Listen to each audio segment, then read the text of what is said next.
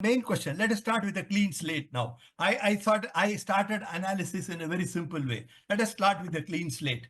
We have landed in this world, whether you like it or not, in some form, right?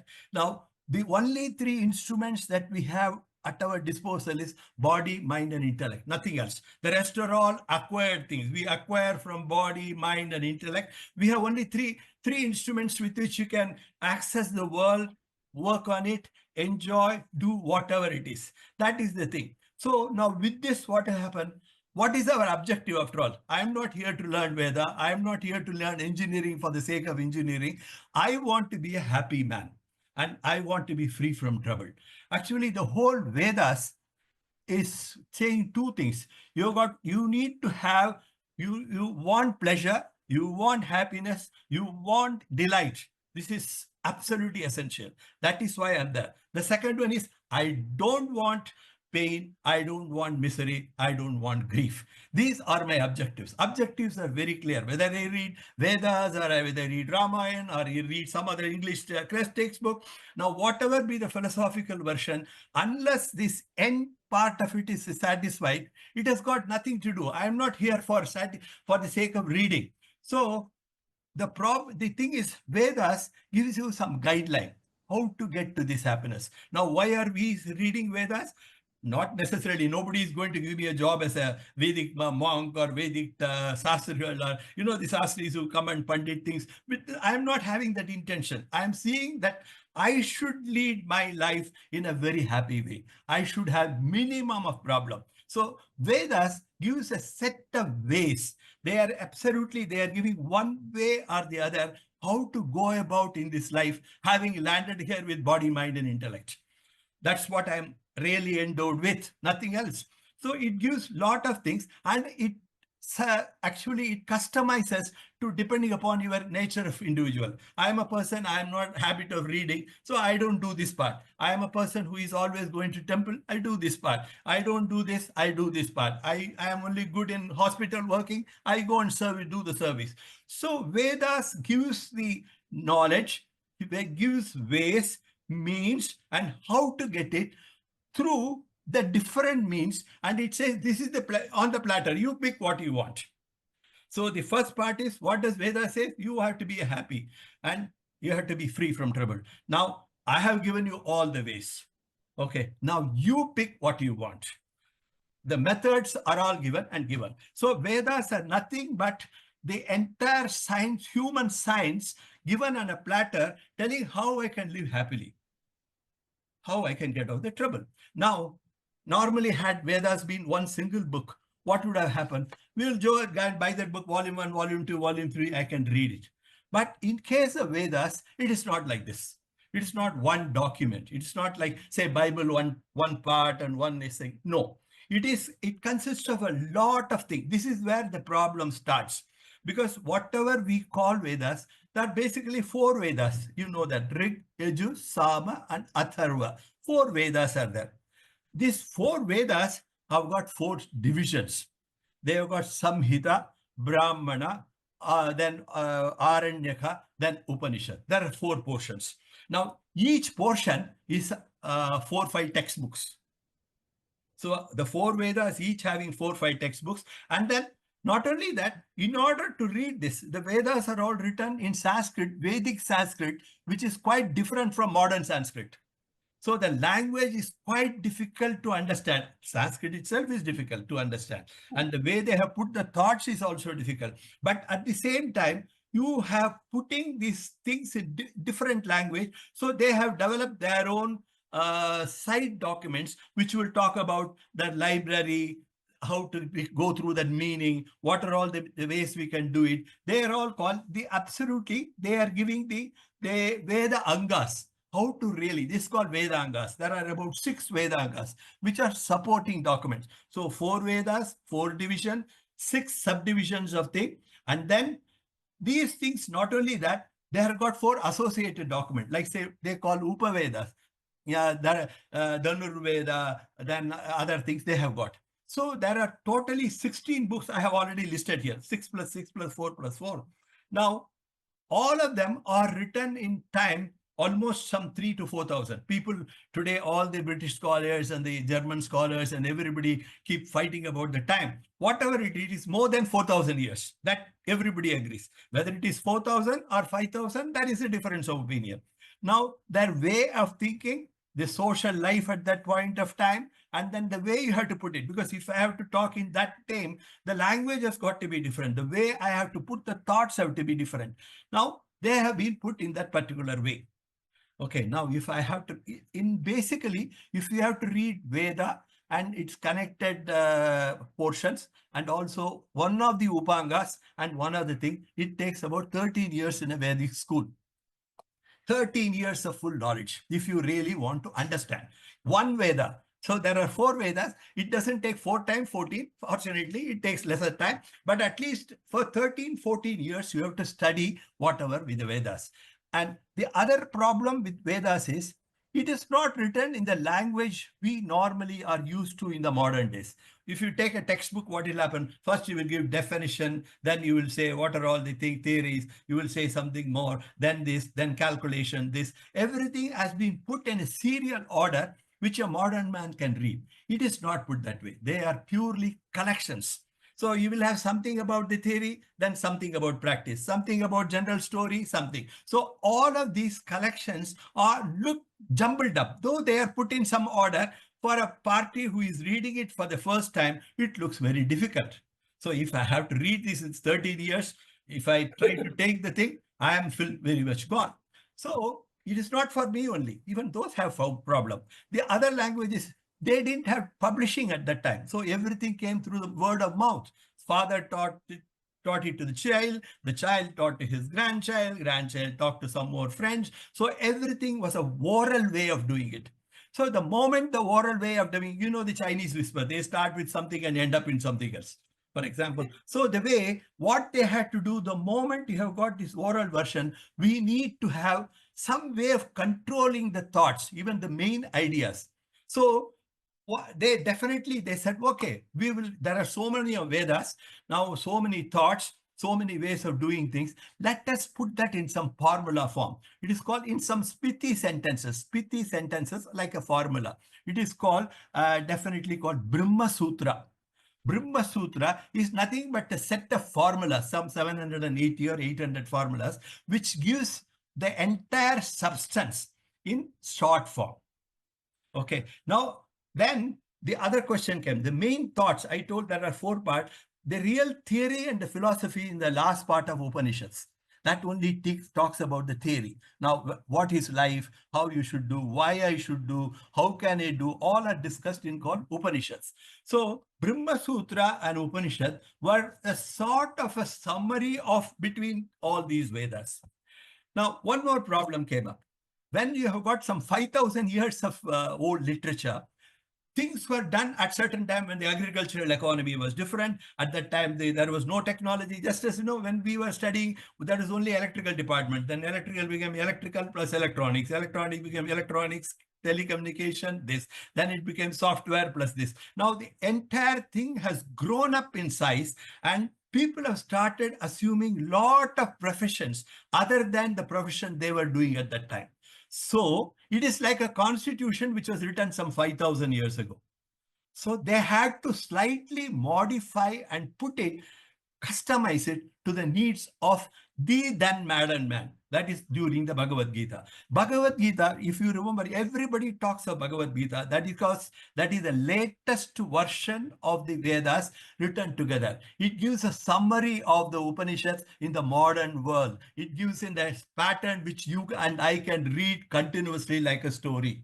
Now, if you read the original version of Vedas, you will not follow. As I said, suddenly they will pray, suddenly something will happen. Now, you need a teacher to teach you. Whereas Bhagavad Gita, if you understand a bit of Sanskrit, it goes in a particular streamlined fashion. So, these 3 documents, Brahma Sutra, Upanishads, and Bhagavad Gita, they became the sort of sum and substance of the whole Vedic bank. If it is a huge tank, we have taken samples from 3 samples and put them together.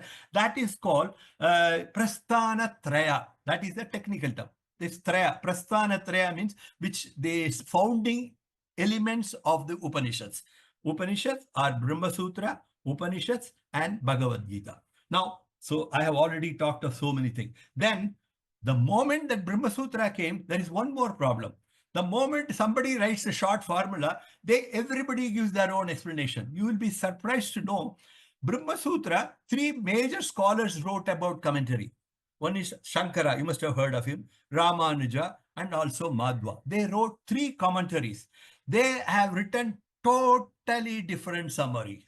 They have viewed it totally different. That's why they started Advaita, Advaita, Visishta Advaita. They are all schools of philosophies, how they are all being taught. So the moment they compress something, everybody will expand it in their own way, or they will understand it in a way. I'm talking as if I'm not a religious teacher, but I'm trying to tell you what was happening historically. So these three teachers, like many people, not only that, they are the prime three teachers. But there are almost 16, and Vallabhacharya and other things, so many. There are around 17, 18 people who have written commentaries to these material. So all the three have been written. These Upanishads have been. So this much of literature is available. It becomes very difficult for somebody to know. Okay, now if I have to put the whole thing, but when we say Veda, then there are some people who cannot understand Sanskrit. They cannot understand theory. So they have to put it in an illustrative language like Ramayana and Mahabharata. Then came the school of philosophies called darshanas. Darshana means they are philosophies. They are then sub-schools of philosophy. Then came, now how do I follow it? Then they brought in some smritis and dharma shastra. How should I live? How should I do it? Now, when a pandit comes to you and says that you do this, he is copying from dharma shastra. He is telling you rule from that dharma shastra. He is not going to the Veda. Though they are all pure summaries of the Veda, everything has got an undercurrent and a wave of Veda, but each is different.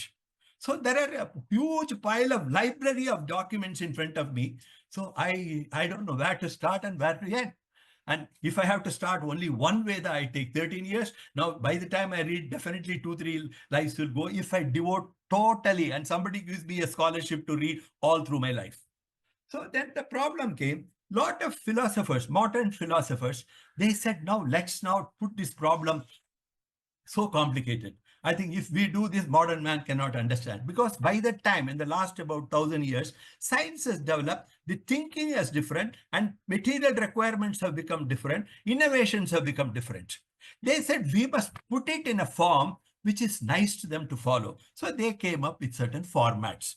Now, for example, if you ask me, what do they really say, Vedas? They classified in 4 or 5 ways. First is, they talk to you about personal attention. What should I do? How should I maintain my body? What is clean for me? What is healthy for me? What is good for my thinking? How should I improve myself? All this, it talks about the personal improvement, self-improvement.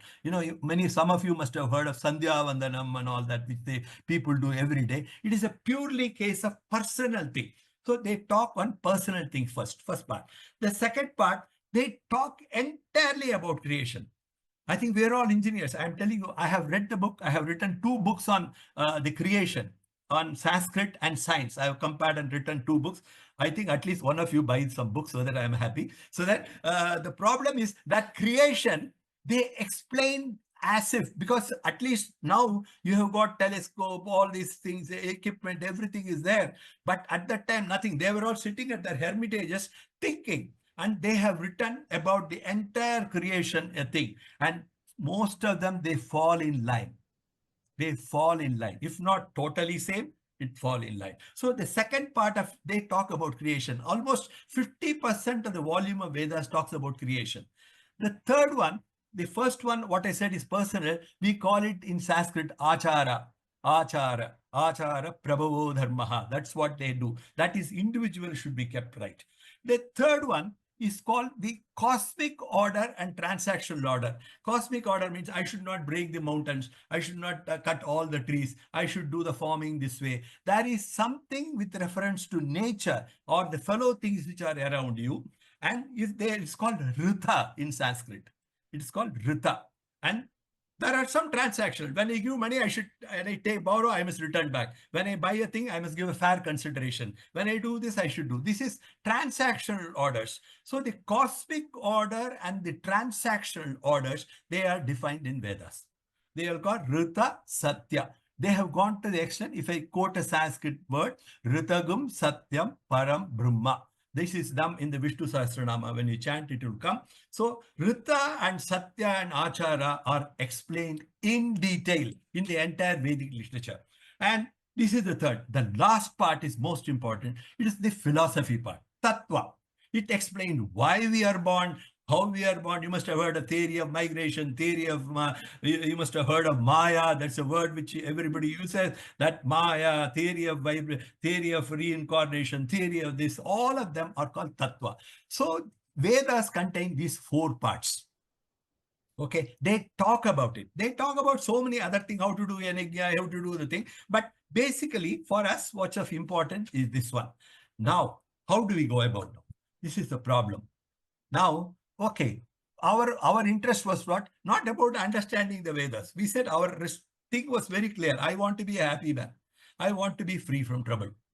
Okay, now the question comes, if I have to be happy, why I'm unhappy? Happy part is always easy to understand. Let's look at the problem of why I'm having problem. I have a problem and fear when I don't understand. So they had tried to put the Vedas, put it in the form of a format, like a 4x3x3, 4x4 matrix. They say the first problem is there is some power which is running in me. I am alive. I am living there today. Suddenly one morning I just collapse. Something happens, next man goes away. But there is one power which is running the universe. That is there permanently. What is the relationship between me and that power? If I know me and my boss, if I know the boss behavior, I can do. If the God has been so nice and he comes and knocks at your doors and says, I am the supreme boss, problem is solved. But unfortunately, this boss doesn't come. So what we are trying to do is the relationship between the individual called the Atman and that one is called Brahman. Atman and Brahman, the study of the Atma to Brahman, their interrelationship and how do I control them is called spirituality. Now we talk modern day spirituality. Spirituality is nothing but a study of Atman and Brahman, or the study of the power within you and the power that is running the universe. They said, if I understand that, 50% of the problem may be solved. Okay, so the the problem is they don't know. I fear because I don't know whether he will like this or not. I do not know. What is his mentality? I don't know. How it is done? I don't know. Many of this, it is not only in the spirituality, in science also. You know that everything is come. Okay, now why the problem is what? You have to identify a problem. Now let me identify the first problem. So there is no ignorance. We don't know about it. We don't know about ignorance. What do we do when you have ignorance? You don't understand atomic physics. What do? You go and study. Correct. That's all we do. But you go and chadao some 10 kilos of pedal, you will not learn atomic physics. If you don't know differential equation, you can't go and do an egg. No. So if we have ignorance, it can go only through knowledge. When you need knowledge, what I have to do? Unfortunately, I have to go to a teacher and sit in the class and hear him. So they said, when you are like this, you have to go through the procedure of learning, understanding, assimilation, and practically understanding. This is the first truth. So what I have to read? I have to read Upanishads and then make sure that they are all done properly. This is my primary requirement. Now, my problem is to happy. So I came to the first line now. I have come to the problem. Yes, it looks very simple. Okay, I don't mind sitting in the class and learning Vedas for 2 years. I will understand Upanishads and then I will think and then I'll find a solution so that I can be happy. It looks like that. But the moment you go to your class, first 15 minutes you sit. You are very sincere about it. Then your mind starts wavering. You go suddenly to a cricket match, suddenly to a picture, suddenly to somebody's friend's house, some friend's. The mind starts wavering. So from the first problem, which was ignorance, we landed up in one more problem now. It is called absolutely, there is no focus on this. Okay, so the first line is called in Sanskrit word Jnana Marga. You have to learn Jnana Yoga, Jnana Marga. So you must have heard these words. These everybody talks of Jnana. I need knowledge and this. This is the talk about it. That is, I should understand the relationship between me and that supreme. That is Jnana Marga. Now, when I am trying to do this, I have a problem. I came up with what problem? I am not able to focus. So what do you do when you don't have focus? What you do? You have to train the mind so that it sits at one point. So I go and do meditation. I do vipassana or Raja Yoga. That came. We started with Jnana Yoga, then came Vipassana Yoga or Raja Yoga. Okay, I go to a class and then sit every day morning for 1 hour and then train my mind so that it is able to focus instead of half an hour, at least 1 hour in the class so that I learn things well. It is possible. I have one more problem. The teacher tells me something I am not able to understand because now I am not able to grasp what is he talking because my mind is not there. Sometimes when you are sitting in some class, everything will go at random tangent. It will just go above you. You don't understand the subject matter at all. It is because our mind is totally confused and corrupted. It's confused and it has already assumed certain things. Normal problem with us is we assume many things when we go. It's like a meeting, we have already decided the minutes of the meeting before the meeting starts. That's exactly what happened. So when you are there, how do I train my mind to understand the way the teacher is trying to express to me? What you have to do is mind has to be trained. How can you train a mind? Suppose you have all of you, some of you may have a dog. If you want her to come and shake hands, what do you do every day? Stand, sit, stand. If you do 20 times for 10 days, it gets an idea. So in order to understand the word sit and stand, a dog takes 10 days. Now, in order to understand the words that are being taught in the Upanishads, you need more time. It is called Karma Yoga. Karma Yoga means I do action and then I try to understand what is the real meaning of that action. The moment I see a friend, I give him a cup of coffee, he immediately thinks why this guy is giving me a cup of coffee. Now he wants because he wants some favor from me. Or his coffee last time was lousy. I don't know how it will be. I will not take it. I would love to go. So instead of even understanding why they are done, they start attaching importance to that word. So the real understanding is not there. That is called the third major problem. The grasping is not power. It is called Chitta Shuddhi is not there. It's a Sanskrit word. Chitta Shuddhi, my mind is not clear. The first problem was Chitta Vritti Nirodha. Chitta Vritti means my mind keeps on oscillating. I keeps on time. So I started with the problem of ignorance. Then I came to Chitta Vritti. Then I came to Chitta Shuddhi. Now in Chitta Shuddhi, there are two problems. Yes, I can do. Now what I do, I go to a thing and then I say, okay, it should please me. So the selfish motive comes in. I go to a temple, I must pass. I must get an interview. I must get higher range. I must do this. My son should get married. He should get a daughter. He should get a thing. So all of them are put. It is called, you are absolutely having some sort of kamya karma. Whatever we do, 90% of the karmas that do, they are all kamya karmas. Ishti. Ishti means we desire something. I want to bribe this God also. We have so nice. We have structured it so beautifully. We are even trying to bribe the gods. We tell them that, okay, I'll give you peda. Please make me pass. Right? We do this. But we are going one step further. We don't even trust this agent. We say, if I pass, I will give you. Even 4 kilos of pedas, we are not able to trust on him. So we have made it into a commercial thing. Then we cannot really understand because our mind is totally on a selfish motive. That is called kamya karma, nishkamya karma. So that is called karma yoga.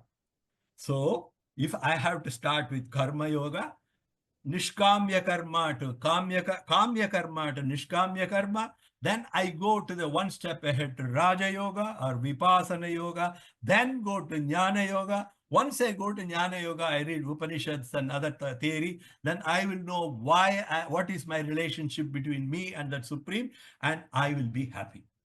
My God, this is the way the whole thing is. So what we are doing in the day-to-day life here is, we are trying to do some part of it everywhere. We try to do a small yajna, try to do some kamya karma. He does some nishkamya karma. We go to the hospital and then sell something. We give a donation. Everywhere we have some objective to do. We do the karma with reference to a certain objective. We want a person or maximum related to my family. I think we are open to that extent. Then we stop it. Okay, so these are all happening. If all this is happening, I told of 4 yogas now. One is Jnana Yoga, then comes Vipassana Yoga or Raja Yoga, then comes Karma Yoga, then whole thing. You will ask me, Venkat, who are you to tell me? I go to my teacher and ask, who is this fellow? I don't know. And the moment the teacher comes, I ask him, I don't know his knowledge. It means you need to have some faith in the system. You need to have a faith. In many countries, religion is also called a faith. They will say, which faith do you belong? They don't ask you which religion you belong. You need faith so that you are able to do it. So this faith is called Bhakti Yoga. Bhakti Yoga means I say, my God, please save me. I know I have to learn somehow this one. So let me help you. So these are 4 yoga methods that have been prescribed in the Vedas. Jnana Yoga, Vipassana Yoga, then you have got Karma Yoga, then you have got Bhakti Yoga. Bhakti Yoga is the fabric on which the entire thing is resting. We must have faith, then the whole thing will happen. So these are all the methods that are being absolutely told to people. Okay, so this is about Bhakti Yoga. Now, let's understand this. Now, once you understand, the problem is, we have one more thing. This is, I talked all around dukkha, how to come over the thing, happiness, how to do. Now, in the dukkha, there are 2 types of problem. See, what is our main problem? I will tell you a small story here. Now, when Buddha became old, all his students went to him. He has become almost in his last days. One of the senior students took guts to ask him, now you taught that there is a problem, misery in life, old age is a problem, this is the problem. You are a person who has already got real knowledge. You say that you have already become a saint. Now you are suffering from old age. You are having the health problem. You are not able to walk properly. What is the big use of all this? You can't ask a teacher so straight. No, he will say, shut up. Now, they asked. Then Buddha said, sorry, no, you have not understood me. So far, whatever I talk to you, then this is an arrow that comes to you. There are 2 types of arrows come to you. One is the nature is throwing on you. The society is throwing on you. The boss is throwing on you. The third persons who are external to you, they are throwing an arrow. This is one arrow. So when my boss scolds me, I am very much upset. Okay, that is one way to become unhappy, right? Now, that is the first arrow. But that problem solves after half a day, correct? After half a day, the boss becomes cool. I give him a coffee, we have a chat, everything becomes normal. But my mind, what it does, it just keeps on processing. Oh, this guy, I helped him so much. He is not able to do this. Now I become more and more problem and throw it on myself. The first arrow is unavoidable. Whereas the second, third, fourth, now I know he is already there. When he was a deputy to me, he was a stupid guy. Now he is talking to me all big things now. Now, the way we look at it is we are trying to solve all this. The third and fourth and fifth and eighth arrows, they keep on falling on you. Now, there is no... That is the thing which you should avoid, because we can. If there is a lot of people ask now, if there is a tsunami, why there should be? Venkat, we can't hear you. I don't know what happened. Audio is gone. Did I by any chance? No. We can hear you now. It's okay now. Yeah. Thank you. What happens is, now we heard of tsunami, right? Now at that time everybody asks why tsunami is happening. What is God doing? No, God is not there to control every moment of the thing, but because of that, the problem arising out of it, that is the first arrow. That problem will go the moment the tsunami is settled and everything is over. But the related problem, the second, third, fourth, and fifth arrows which we are keep on throwing, which should go. So what Vedas says is, just don't think and then keep on throwing arrows at yourself. Second, third, fourth. First is unavoidable. We can't do away. Death, you can't do away. Old age, you can't do away. You become, we were all there. Now we have become with the gray hair. We have become, we are not able to run. We are not able to play. But these are all problems of life, which you cannot do. So I am not teaching you. I am teaching you how to avoid the second, third, fourth, and fifth. So exactly the same way, the Vedas teach for a modern man how to keep away from them. You follow? That is one. So what to sum up now? Let me sum up, then you can ask some question, whatever you feel like. First one, he said, we came to this world, we are endowed with body, mind, and intellect. Let's get this. These are all the takeaways home today. Okay. We came with body, mind, and intellect, and then to this world. Now, we always look for happiness and without problem. It is called Sukha Prapti and Dukkha Nivritti. I am putting now Sanskrit words there. Sukha Prapti means I want to be a Sukha. Sukha, you understand. Hindi mein bhi Sukha hota hai. Dukkha Nivritti. Dukkha Nivritti means I want free from problems. Okay. So the first problem, body, mind, intellect. Now my objective is to be free from Sukha Prapti, to reach Sukha Prapti and Dukkha Nivritti. Now, Vedas give suitable methods, ways, means to achieve this particular thing. I told you there are 4 ways. The 4 ways gradually, wherever you stand, if your mind is stable, you can avoid the third step. If your mind, you are able to understand things properly, you can avoid the second one. So like that, it gives different methods so that you can achieve step by step in a customized way, all the different levels of man will be satisfied. That is what Vedas is doing. So for a modern man to face the day-to-day life, it gives you the way. Okay, now Vedas have given the way. Just because I have gone and done a big abhishek, or I have done a homa, or I have done 10 kilos of pada, nothing will happen. Bhagavad Gita clearly, because all these doubts were there in the mind of people. Bhagavad Gita clearly said, it is not enough if you know the way. If I know how to play cricket, I read a book, 10 books, that I will not play cricket. I have to go to the field, practice it, and then learn it. So you have to take action. You have to. That is why whatever work you are doing, for the modern man, this is the most important. Whatever be the work that you are doing, whether you are a teacher, whether you are a lawyer, whether you are an engineer, whatever it is, you must do your job perfect, without selfish interest, and to the best of ability. The word yajnaha karmasu kausalam. The Upanishads, they say this word, yoga karmasu kausalam. Whatever doing a work and then achieving excellence is yajna. Yajna is not only the fire you pour ghee and then you do. No, that is one form of it. But the real truth in the world is you must, whatever work you do. So the third, fourth one. Then fine, all this. So what will happen is if we do, as I said, the first arrow, we will be able to bear. We can move on. You see, I get into a problem. Somehow I lost my job. Somehow I got into this personal family problem. I want to move on, and then to stand that problem, I get the strength. That is the advantage of the Veda study. The last one is it gives you satisfaction. What is really needed? If you really look at it, what gives you the best satisfaction? You need tripti. Whatever you have got, we have to enjoy that. See, we have a car. I know it is a 1600cc car. It has got so much power. This is fine. But you need to be happy with what you have. So these are the 5 basic things that you have to keep in mind. Exactly. This is what is taught by the Vedas to the modern man. That is, you have got body, mind, intellect. Understand that. You are not body and mind. They are the only tools that are available to you. We look for Sukha Prapti and Dukkha Nivritti. We always look for it. Third one, they give different methods, like the different method is Jnana Yoga, Karma Yoga, Upasana Yoga, and Bhakti Yoga. The 4 methods are given. Then it says, don't just merely read and then do all this daily morning, go to the temple and do, nothing will happen. You have to work. So if some astronomer tells you that you will pass your engineering, and so you keep quiet and then give him 100 rupees, no, nothing will happen. You have to read.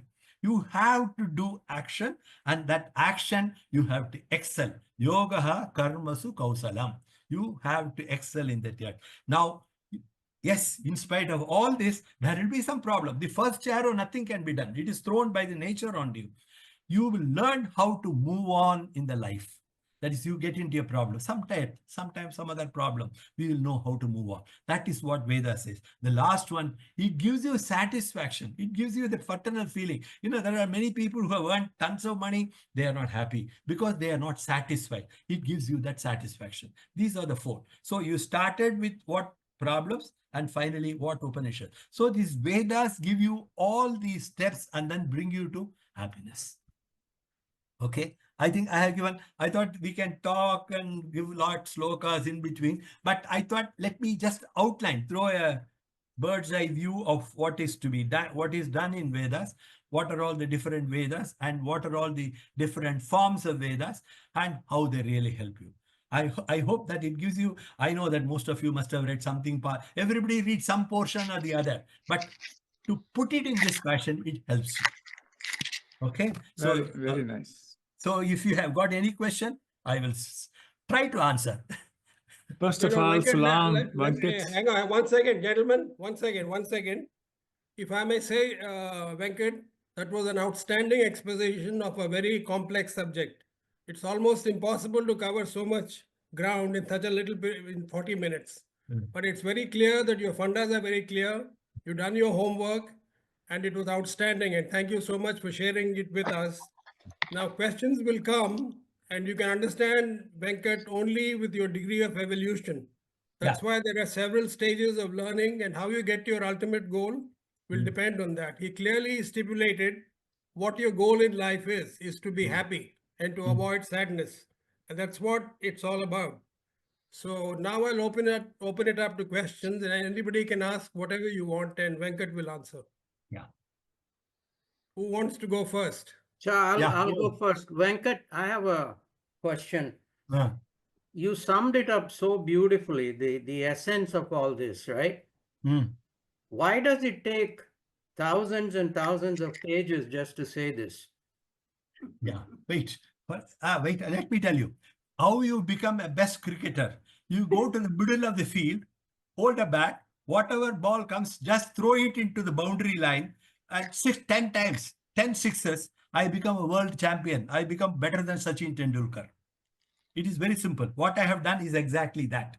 But when I have to go there in the field and face the ball, first of all, to walk in there, I have to become a Ranji player. I must become a university player. I must become a school player. I must become a street player. I must have cricket. I must have the capacity to run. I must have to do. So all of them have to come.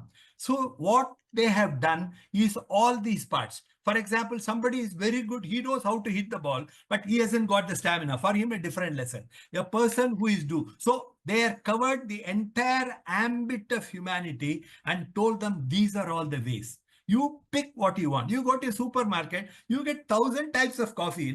You get Venetian coffee, Kenyan coffee, this coffee, brown coffee, unknown coffee, bayberry coffee, and other thing. You pick what you want. You must have heard of Rudram and Chamakam. Chamaka.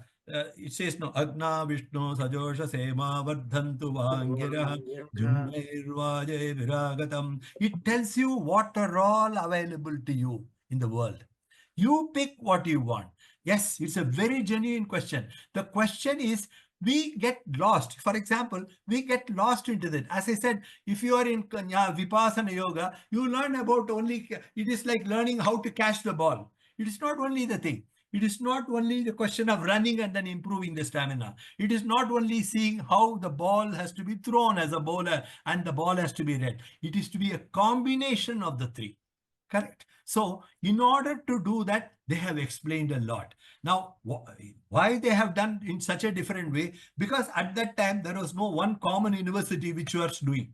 The Upanishads, if you see, totally there are 1135 Upanishads. Out of that 1135, 200 are only available now. Okay. Now this 200, if I read anyway, forget about it. This is not my time at all. So what I have to do now, Shankara said, okay, you can't read everything. You read this 10 yoga. He selected 10 Upanishad and said, if you read this, you will understand the general trend and main principles.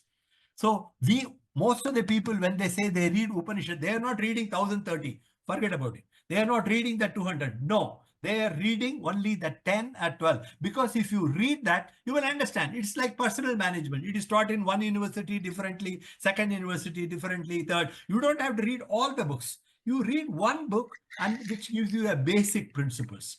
That is what we are doing. So the question which you asked is very, very valid, because many people ask why it is so complicated, why we have to do. Because people are complicated.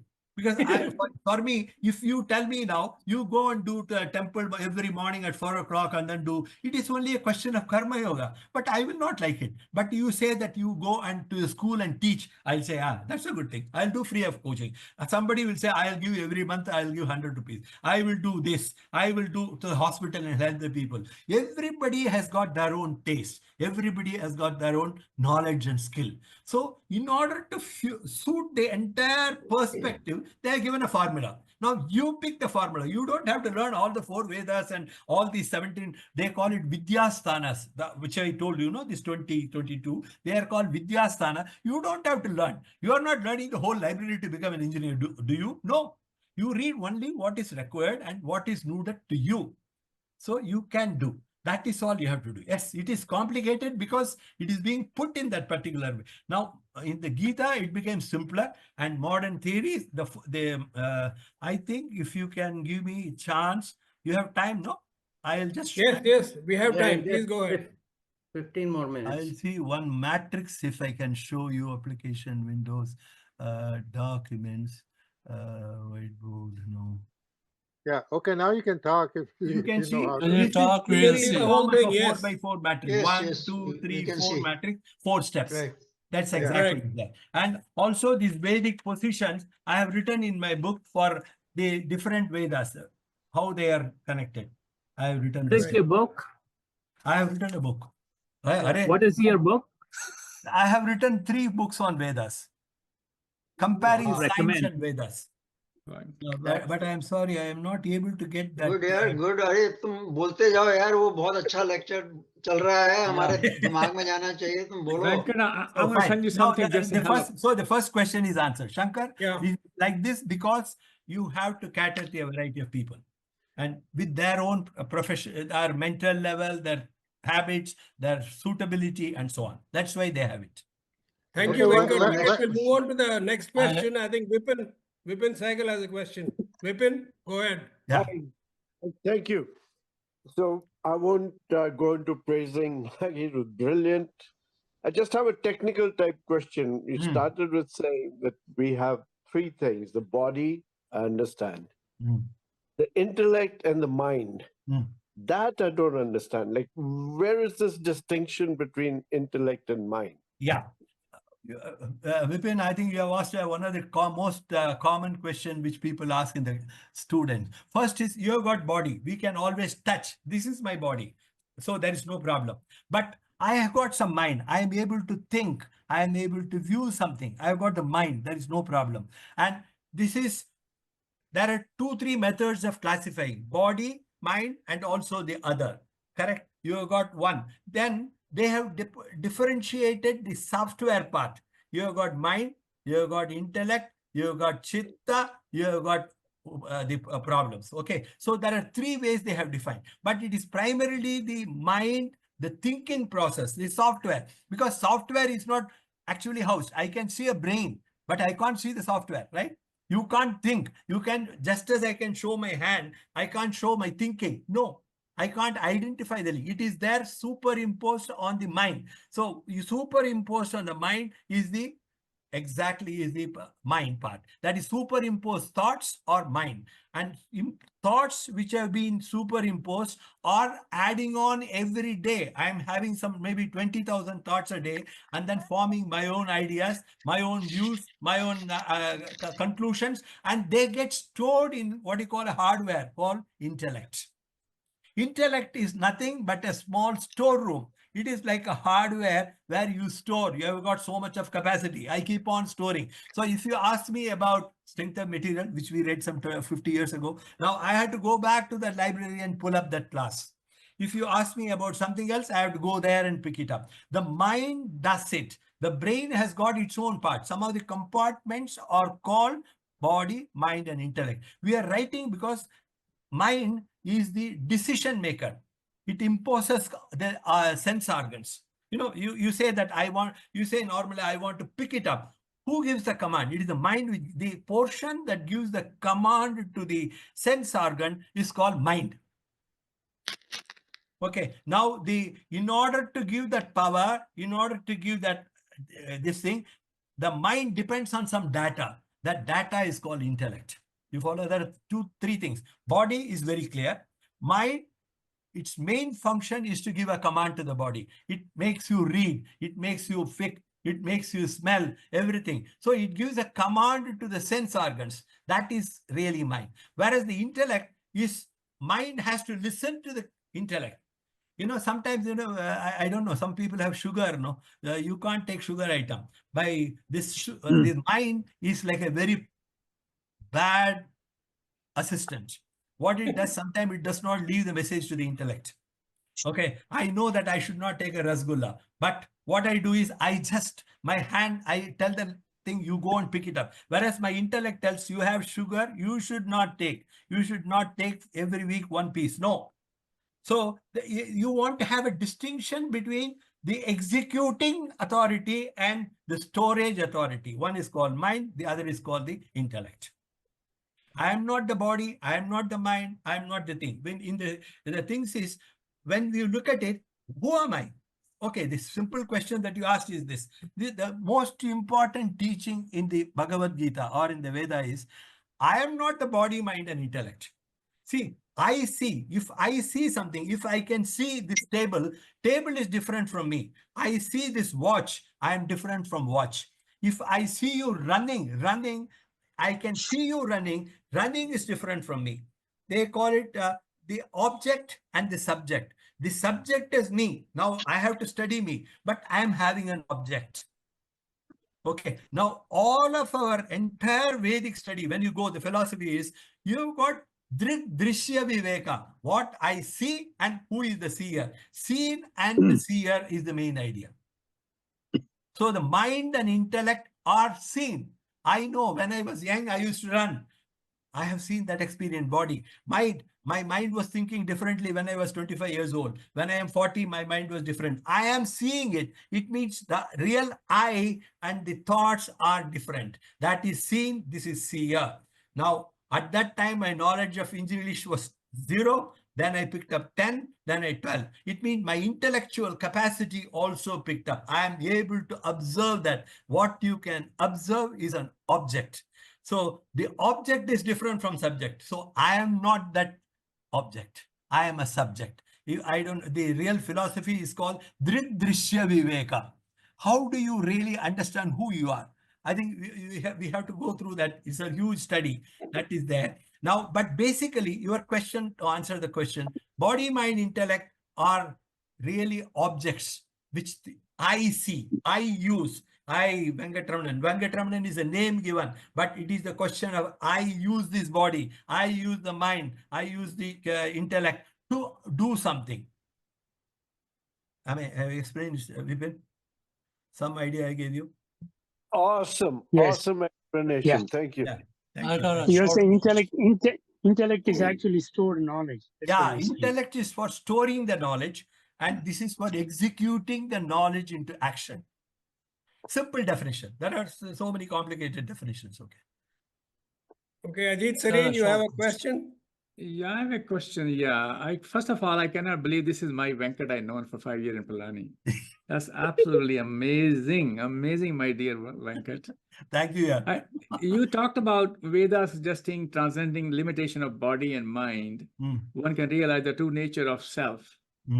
Where does this element of mantra comes into picture, where chanting specific sacred sound or phrases is believed to help focus the mind, purify the body, blah, blah, blah?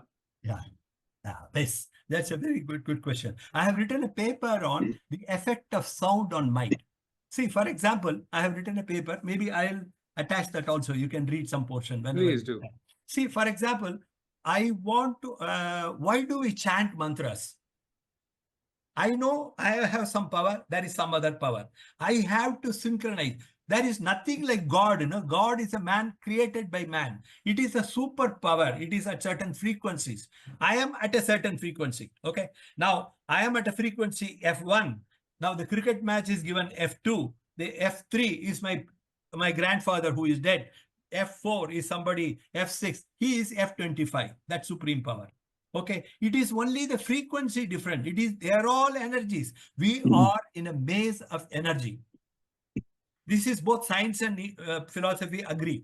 There is nothing like a real God. There is nothing like Indra. There is nothing like thing. We are calling that frequency into a thing. Say F1, I'm calling it Indra. F2, I'm calling it Vishnu. F3, I'm calling it Devi. Because I can't call F1, F2, F3, F4. So all of them are frequencies. Now, when I am in this frequency, when I want to see the match, what do? I attune myself to that frequency. Correct? I attune, I gather and then do thing. So if my frequency is this, I have to go to the other frequency. What do? If you go into resonance, you must have, we may all read about resonance. So when I keep on chanting the number, I go into resonance and this sound goes from this frequency to the higher frequency. So it is able to see that frequency. Okay, the idea is this. When I chant, I am here. I want to talk to my grandfather, let's say, who died some 50 years ago. Now, I cannot talk like this in this frequency. He is there. He is a form of energy. He is there. Now, what I have to do is I have to connect myself, link myself to that frequency. So what I do, I have my frequency is F1 fixed.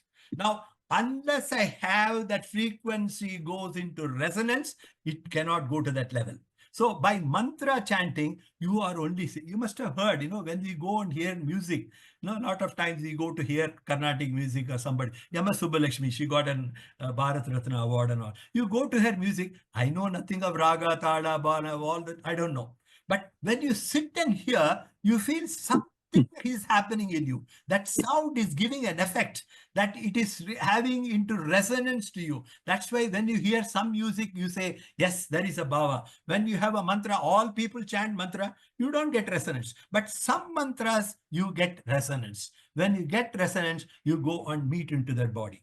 So that is why we are chanting. It is a method of linking yourself who is at a frequency F1 to that body which is at a different frequency. And that is done through the process of resonance. And when you go into resonance, through by chanting. Om, that is the common mantra which everybody says. That is the mantra which has got. With any sound, you can go for that. For example, I can say cricket ball, cricket ball, cricket ball, cricket ball. I will go into resonance. But there are some words which take faster to that resonance. Now, you cannot question, why should I do it? Not many questions in India, a question came up. Why should we have all the mantras only in Sanskrit? Why not in Telugu? Why not in this and this? Nothing wrong. You can have. God is not that he knows, understand only this language. No, not at all. But they have found certain words like Om is what? It is a sound which they felt that frequency can take you from this thing and resonate into that frequency so that you are able to talk. You get a feeling of oneness in that frequency. You go to that frequency. That exactly is what's happening. So the mantras are recited. There is no use in Bhadram Karne Vishruniyama Deva Bhadram Vasye Bhakshabhir Yajatraha Sthirairangai Studdhavagum. No, when you want resonance, what do? You keep on, you keep on pushing. You just increase the volume, dug the volume. That's why the swaras are there in Veda. Bhadram Garne Vishrunuyama Deva Bhadram Vasye Bhakshabhir Yajatraha Sthirairangai Studdhavagum Tanubi. Like that, the whole thing goes. When the frequency is elevated to the level of the other frequency, you will have a resonance and then you go and meet them. That is the theory. Have I explained? Thank you. Yeah. I also heard that, the Rudram mantra, it's so powerful that even Germans recite that, even though they don't know any meaning because of the frequency. No, wait. Let me clear this. There are two ways of doing this. A doctor gives you a pill, right? Sometimes you understand what is that pill, right? It doesn't matter. You take a pill once you are able to chant and then get that Rudram. Actually, Rudram starts with Namaste Rudramanyava Uto Daishave Namaha Namaste Astu Dhanvane Bhaubhyam Utate Namaha. Like that, it goes on for 11 paras, right? Now, if you chant that, definitely you will have that effect. There is no problem about that. But if you know the meaning of it, you know what does Rudram says? God is not created today. No, God is there from this 13.4 billion years. He has been there. Now we have started, we have gone through this cognitive revolution only in the last 20 years. Before that, we didn't have the thinking power. So we were the first man, the Neolithic man, when he went there, he was scared. So he said, God is somebody who is sitting on top and then pouring water, pouring heat, pouring this and this. Then he said, no, he is there in the tree also. If you see the gradual evolution, you brought a very nice question. This question of 11 stanzas in Rudram, it tells you the way a man understood, the human beings understood the Supreme.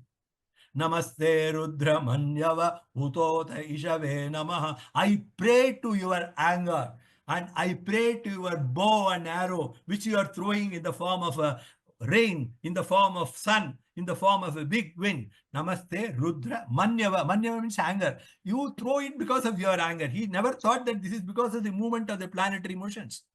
He didn't realize at that time. You follow? I'm talking of 25 years ago. That is the original thinking of the Supreme. From there, if you come to the last para of the I am me hasto Bhagavan, I am me Bhagavattara, I am that Supreme. I don't have to have any fear. Me, you and me, this power and that power are one and the same. This is the theory of Advaita. That is what it. I am me hasto Bhagavan. My hand is Bhagavan. I am me hasto Bhagavan. Hasta, you know, man. I am a Bhagavattara. I am as intelligent as you, my God. Don't imagine. I am also intelligent. So the evolution of thought of the individual over the period of some 16,000 years is being brought out in Rudram and Chamakam very nicely. That is why you are chanting that. You ask the question. Now they are doing it for doing all the Abhishek and all that. It is more than that. It merely tells you how that evolution has taken place. Evolution of your mind, not God. God has been the same. I have understood you now better. You follow? That is very clear, Venkat. Thanks for explaining. Yeah. I think Kishan Sachdev has a question. Kishan, go ahead. Yeah. First of all, Venkat, you have touched my mind. Yeah. I think, Reddy, we should have some session like this to haunt our mind once a month or maybe more. Right. Sure. And Venkat, over here in USA, we have promoted Sona as diamond, and I'm promoting you from secret Swamiji to a big Swami. Okay. I knew a few Swamis in USA like Shankaran Reddy and Goyal and all that, but you are much bigger than that. No. Yeah. And also, I want to tell you is this, I attended Vipassana about 20 years back for 10 days and all that, silence and everything, but I could not practice it later. Yeah. Right? Yeah. So my question to you is that you take classes in India. Yeah. Right? Do you teach people one-to-one? I take 2 or 3. On Sundays, people come to my house offline. They come to my house, about 10, 12 students come. No, I don't teach some big group of 25 or 30. I teach at any point of time 15 people. That's all I do. Now, the other 6, 7 are online. Like say, I have a student in Singapore, one fellow in Ireland, one fellow in US. Like that, I teach. I teach them the Vedic mantras from the start. You know, it starts, I told you that 4 methods, personal, then creation, then comes the thing, last is philosophy. So I teach them in the same way so that you are able to. So since you are a big Swami and these small Swamis like Shankaran Reddy are charging too much in USA, how much do you charge in India? Free. Pro bono. Pro bono, absolutely. Right. Veda, I'm doing it as my satisfaction. No, I'm just kidding. I know you're already rich. I'm not really charging for all these people. I'm just saying my USA Swamis are expensive. That's why I was saying.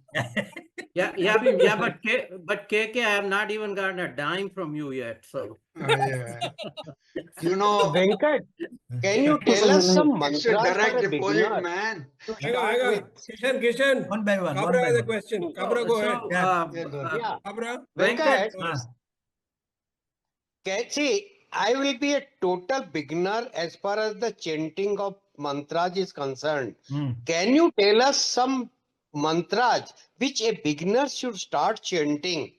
Yeah, there are so many mantras. Yeah, exactly. You want me to So you can select some and let us know so that we can start chanting, which gives you peace of mind. And of course, as you said, we want to be happy. So makes one happy.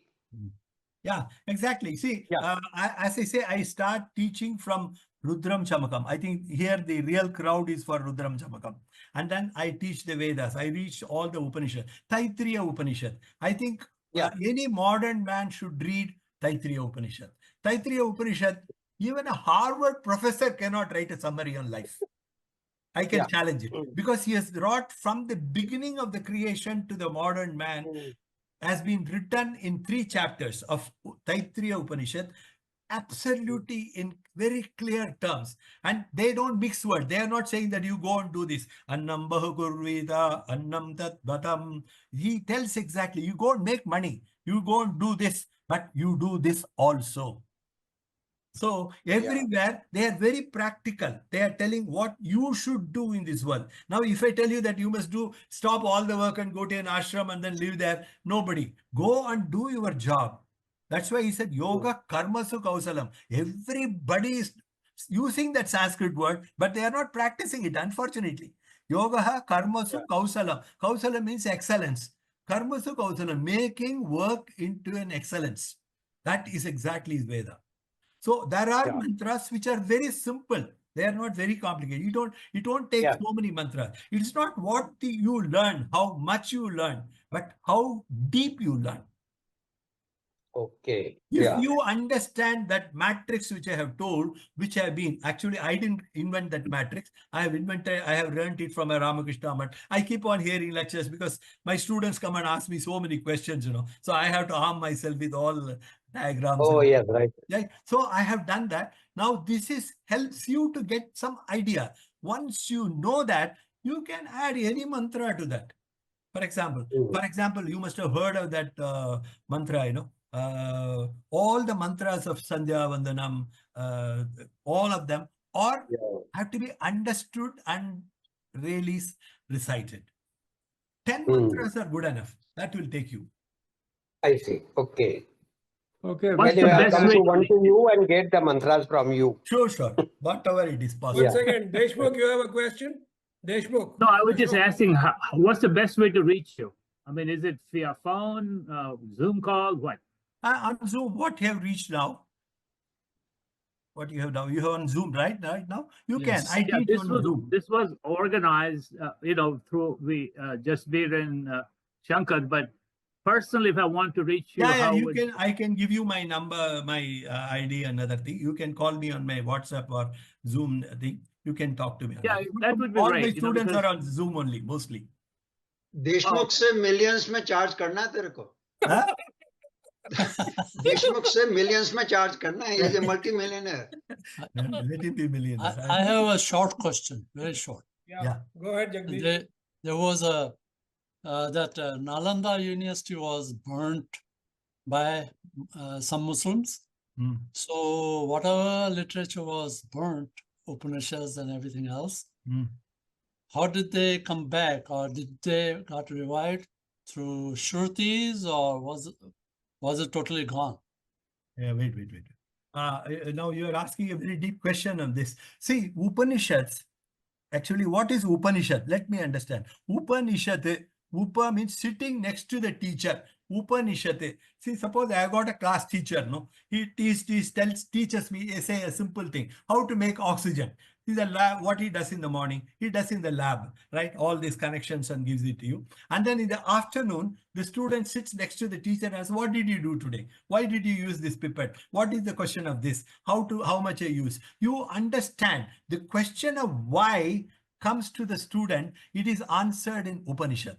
So when somebody, the lecturer gives the delivery, the lecturer, which is there in Samhita portion and Brahmana portion, in Aranyaka and Upanishad, the student is being explained what is being done.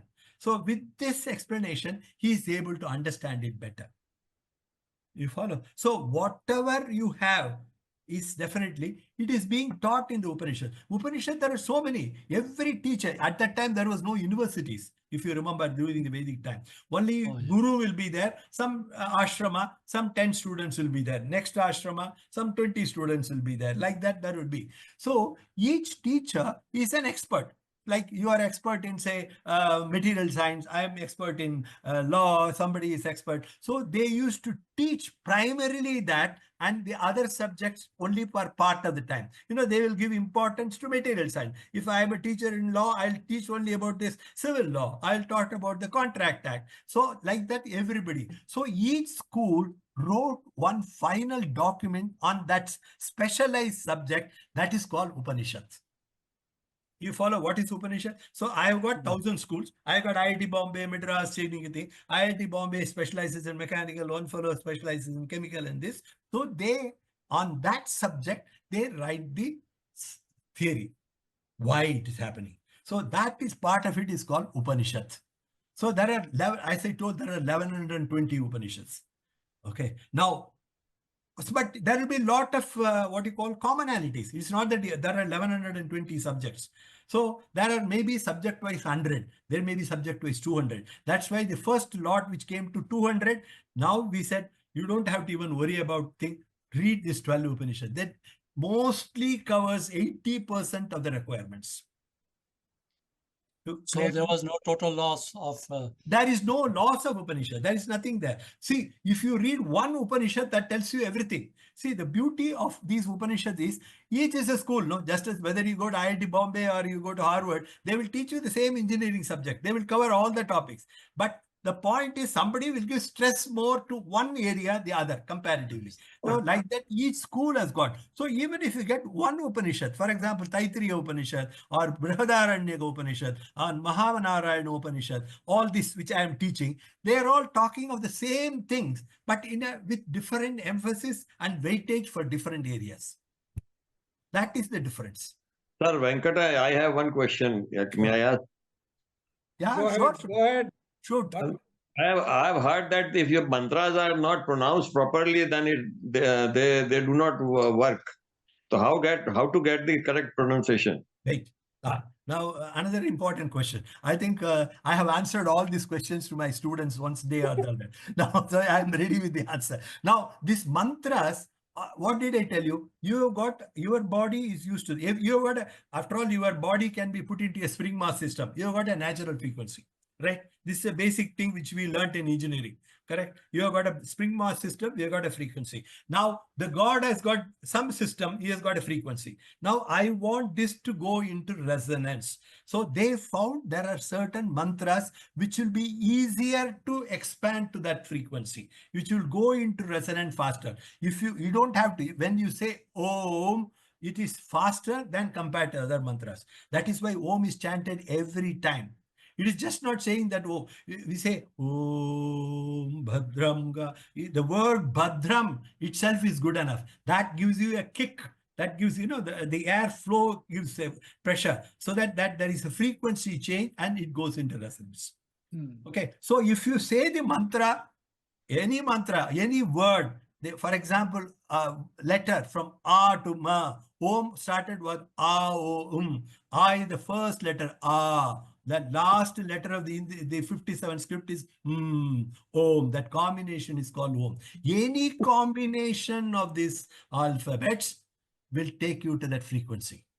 Okay. But for the sake of system, just as you have got an entry and exit gates, people have found certain words which are more easier and faster. Say, that is why you are chanting. By chance, you chant a thing, with some small changes in the thing, you will not be punished. God is not waiting to punish you. He has got enough work. He will not punish you. 100% be sure. What you have to do is focus your mind. Focus your mind. See, why we are chanting this? So that you are able to focus to that frequency. What is important is not sitting on the right. People will say, no, you have to sit on the eastern side, hand right, knee chair down, hat left, paw with right. These are all simple administrative things because you have to do some way. But the real fact is you must focus the mind. Most important. If you sit all this and then think about some other cinema, it is useless. So long you do the mantra with a total devotion and one focusing thing, that is perfect. Slight mistake you do. Badram Karne. You say make some Badram you may not pronounce properly. Karne you may not do the swara differently. I'm not saying that is right. You try to do. Somebody has found the way. For example, every Hindi song we can sing only one way. The way Muhammad Rafi has sung. Can you sing in your own way? No. If you start singing, you become a music director, right? Yourself. So you sing it in the way which is being handed over to us. Correct. So but nothing is wrong. If I sing instead of that, why? Why not? I know only Tamil song. I'll sing it this way only. Sing. No issue. Mithal, have I answered? So I am not saying that don't understand, make mistakes. I am not saying... जैसे I wanted to tell you, जैसे हमारे स्वर नहीं लगते तो अब गाना बेकार लगता है बिल्कुल. इसी तरह से मंत्र में भी अगर स्वर सही नहीं लगे तो it will not give the results. Sing a song, don't worry about it. Shorter time that you are thinking of. See, for example, you can drink Om Bhur Bhuvassuvaha Tatsa Vidurvarenyam Bhargo Devasya Dhimai. That is the swara. But normally, how do we normally sing? Om Bhur Bhuvassuvaha Tatsa Vidurvarenyam Bhargo Devasya. Like a original text we are reading it. But the Vedic thing is Om Bhur Bhuvassuvaha Tatsa Vidurvarenyam Bhargo Devasya Dhimahi Dhiyo Yona Prachodayate. You follow? Yeah. Venkat also is, I think, it's also a breathing technique also, right? It helps you physically very much. It helps you. If you tell you, as I said, during weekends, I teach about 4 or 5 classes, 1 hour, okay, each. So 4 to 5 hours, I chant Vedas every weekend, every day. Saturday 4 hours, Sunday 4 hours. That gives me a real energy. I don't know the mantra. I don't have to very much worry about God and let him not further about it. It gives me a lot of physical and mental peace. This is a proven fact. For example, if you chant Rudram 2 times, you cannot get sleep. You are really charged up without understanding the meaning of the thing. You might have made some 10 mistakes in Rudram's thing, no problem. But at least you will get it. So my answer is yes, as far as possible, go as per the standard practice. Okay. But if you make some mistake, it's not a problem. God is not waiting to punish anybody. You are God. You have, that is the principle of things. I and that power is same. I am me hasto Bhagavan. I am me Bhagavan. I am means me is the same. I am the man who is controlling the whole show. You follow? So that way, don't have to worry with that. No, very clear, Venkat. Mithali has answered your question. Now, Padma has a question. Padma, go ahead. Thank you very much. Padma? Thank you. Padma. Namaskaram. We all do rituals, right? When we chant the mantras, we do the rituals. Is ritual important along with the mantras, or just doing the mantra is enough and forget the rituals? The ritual is, for example, I have to submit my submission paper today in the class. Correct? I have to write a paper. So what the teacher says, you have to write in a A4 sheet in black pen, and then it should be pinned properly, pinned on the top and down and this, and then you should come in line and submit it to me, and you should submit it in the top of the line. You have to write the name, roll number should come at the end, page number should come. There are basically 2 things in this sort of worship, the karma that you do. One is procedure, the other is meaning behind it, the principle. Now, procedure is important. Principle is the most important thing. I must give him a 5 pages of clean essay written and given to the professor. I'll get an A+. But if I walk properly, if I do dress up properly and then give a rubbish, I'll get 0 only. Correct. So there are two parts. One is procedure, the other is principle. Procedure is being done by somebody. It may change from, for example, many of the pundits here, they say that you have to use not stainless steel, you have to use only silver or copper or thing. Where will I go for copper cups now? My wife doesn't use, she uses some ceramic for tea and this and this. It doesn't matter. At one point of time, they were using it. So the procedure was set. So you don't have to, you have to follow some procedure. You will do it automatically. Now, it is like simple food that we serve. No? When we are eating in the house, how do you do? Husband and wife. I sit next to that kitchen and then I take dosa there. That is simple procedure. But when people come, we lay the table, put the table mat, this, and they talk with the leader of the thing, this and so on. That is a procedure. Procedure is normally beautiful and usable. But that is not important. What is important is principle. So if you do that ritual that way, you'll be benefited. What is important is the dosa, not the plate. Exactly. That's right. Okay. I think we got a few more minutes, Reddy. We got a few more minutes, and Venkat, administratively, I will ask you, is it possible for you to spend an hour with us every month, the last Tuesday of the month? Yeah. Is that possible? Good. That's a good proposal. Talk on, for example, you want to learn chanting or you want to learn some topic wise, maybe we can form a small syllabus depending upon, see, I do not know exactly what will interest you. See, normally what I do is I take...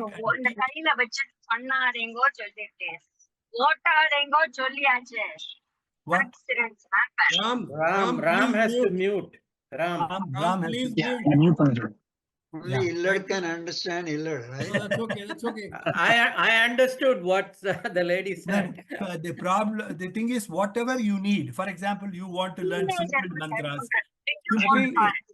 Venkat, you should. Isko mute kar do yaar, Jesse. Sabko mute kar do except you. Please go ahead. Ram has been muted. Yeah, okay. So Venkat, I think why don't you do this? Yeah, I am ready to do. I can do for you. Yeah, because this time suits me. I think it has been a... So whatever syllabus you have already done for your student, let's start with that. And then I'm sure people have questions we can keep adding. Just start in the beginning of the whole thing. Yeah, today's session was just perfect. Yeah. Perfect. All right. So I have set up for last Tuesday every month. I will send you a note. Okay. By the way, I sent you a little WhatsApp message. Just say this is Sona. So now you know who's Sona. Yeah. Sona diamond ho gaya. Diamond ho gaya abhi. My last question is very simple. Going from the very different side of this whole process, that there are only very small % of people in this entire world who want to learn about all this, right? So question is, why even learn all that? See, that is the very topic. You hear the whole Ramayana. I said the relevance of Vedas. What is the relevance? See, ultimately you, the individual, you want to be happy, correct? You want to be without problem. You want to say that if there is some... See, normally when things go well, no one finds the importance of Vedas. When something goes wrong, you are not able to face the world. No, suddenly you are getting out of the job, somebody dies, you are getting an illness. You get into a situation where you feel absolutely helpless. Correct? Yeah. It happens. I wish, forbid, that should not happen to all of us. But if it happens, it gives you the strength to bear it. Good. This is one of the many paths. By learning Vedas tomorrow, you will become immediately good. No, not at all. But it gives you the strength and stamina and also a method to withhold all the problem, to move on in the life. How to deal with it. How to deal with it. For example, right. I know many people who have just collapsed after a major problem. There are many people who bounce back and that too double the height after their collapse. It is because of their spiritual strength, because they have understood this is life. This is purely a drama where we are playing. We will come later in the next classes. Okay. Wonderful. Good. So this is one of the many paths. This is one of the many paths, like a Christianity and others. So next session will be May 27th at same time, 7:30 p.m. Oh, very good, Sona. Okay. Good, very good. No, Venkat, that was great. In the meantime, from all the other people, if you have any specific requests on what you want Venkat to cover, we can feed it to him. Yeah. That will Please help him tell also. Make a what list. you want. See, here Yeah, the Reddy requirement. Maharaj, you make a list or Shankar make a list. No, and no, I don't send. make the list. I don't make the list, Professor. The list comes from you guys.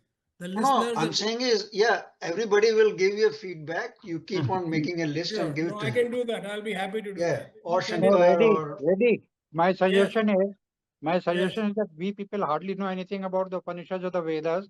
I think let Venkat decide what is to be done. Exactly. Let Venkat decide. You come up with Hang on. Step by step. Sareen, Suresh, hang on a second. We want to do it both ways. Now, if people have specific questions on specific areas, that needs to be addressed. Yeah. And general, Venkat knows he'll do that also. We need to do both in parallel, I think. Okay. What do you Wonderful. think, Venkat? Good. Venkat, what do you think? Yeah, see, normally for here in the group that I am teaching out anytime at 20, they tell me, I want you to start here. I want to read this Upanishad. I want to read this. I want to read this. So looking at their Sanskrit power and also ability to chant and absorb the meaning, I say, yeah, I will do it, but I will do this first and then the other one second. So I will tell what you need. Also, you show me a combination of how many people are wanting what. No, I think we very will work good. out a simple way of doing things. Simple way of doing. Please send it to me. I'll coordinate everybody. Yeah. Please send me your request. I will coordinate with Venkat. 2 minutes. No, but next session you said May 27th, but it will be April 27th or May 27th? Currently May 27th. Currently May 27th because my April is totally booked. So I had to make some changes. If I make some changes, I will let Venkat know and everybody else know. But currently it's May 27th. You let me know the date. I'm sorry, I am not able to show those two tables which I had made, it is there. I didn't make it for you. It was there. I wanted to show it from my book. Somehow I done some good. Just send it to me or send it to Jesse. We put it in the video. I will send it. Yeah. Or Venkat, you can simply say, buy my book.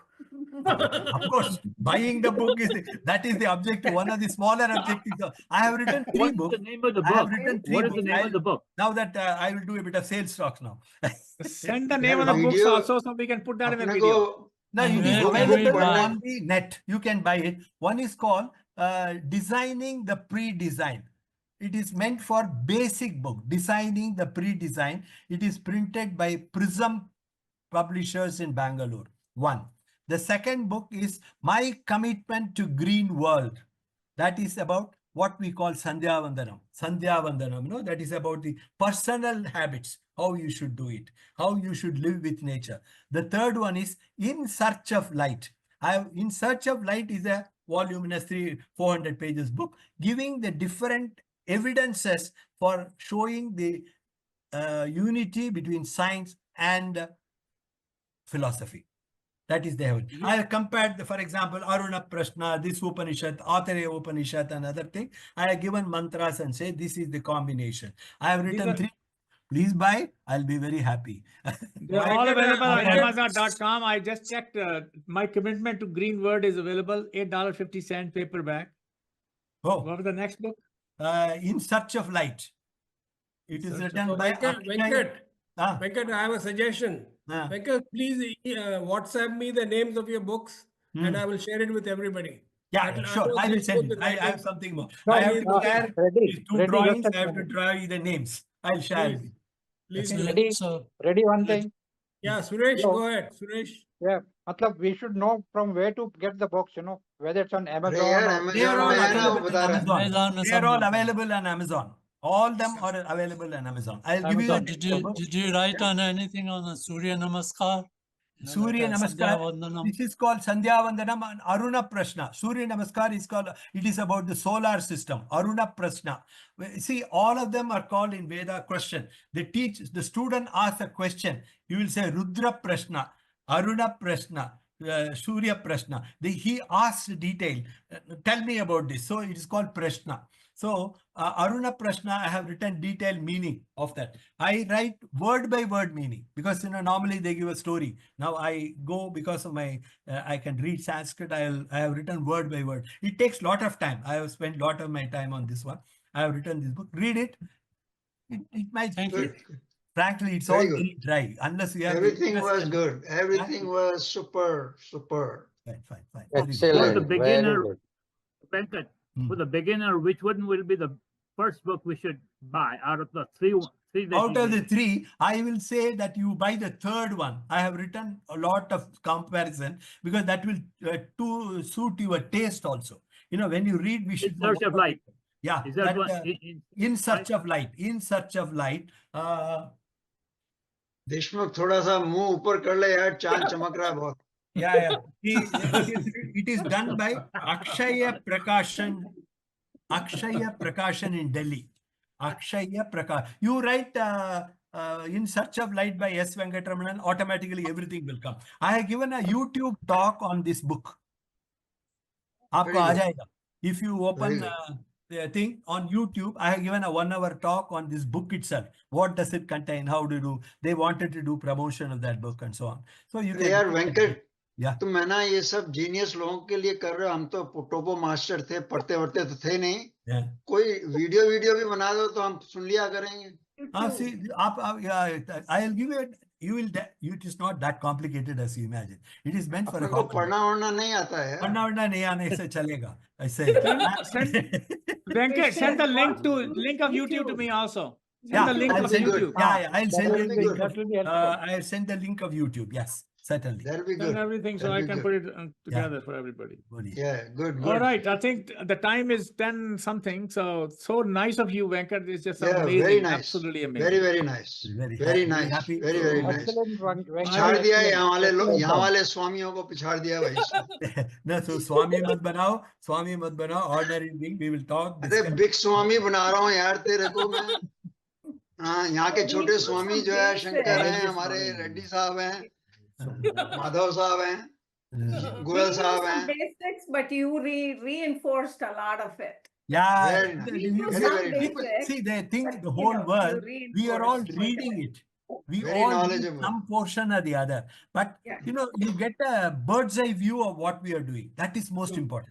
Normally, it's like a big lake, you dive in one area and you remain there only. So you don't see the lake. First, you go on top, take an aerial view, then dive wherever you like. आपको इसका भी बताना यार, bliss क्या होता है, bliss कैसे मिलेगी? सुख तो बहुत छोटी सी चीज है. ब्लिस कैसे मिलेगी? How to get bliss? How to get bliss? Yeah, question. Question is how to get bliss. Excuse me, Mittal, please ask your question again. साहब थोड़ा उठ के बोलो यार. मैं कह रहा हूँ यार, ये सुख तो बहुत छोटी सी चीज है. ब्लिस कैसे मिलेगी? Bliss. Eternal. Yeah, wait. I think we should talk about that next time. Next session. I think we will take 5 minutes to answer this question. You can think about it.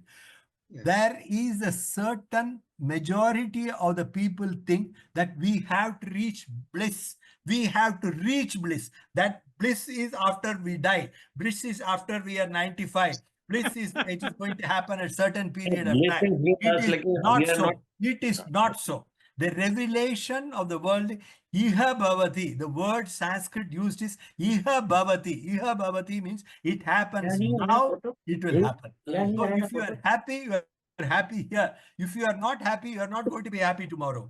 You have to do that matrix follow and then do it now. You are happy. There is nothing like tomorrow I'll go to heaven and God will keep me happy. No, there is no God. God is your own created agency. So what you have to do is you have to work and understand and think as per the diktats.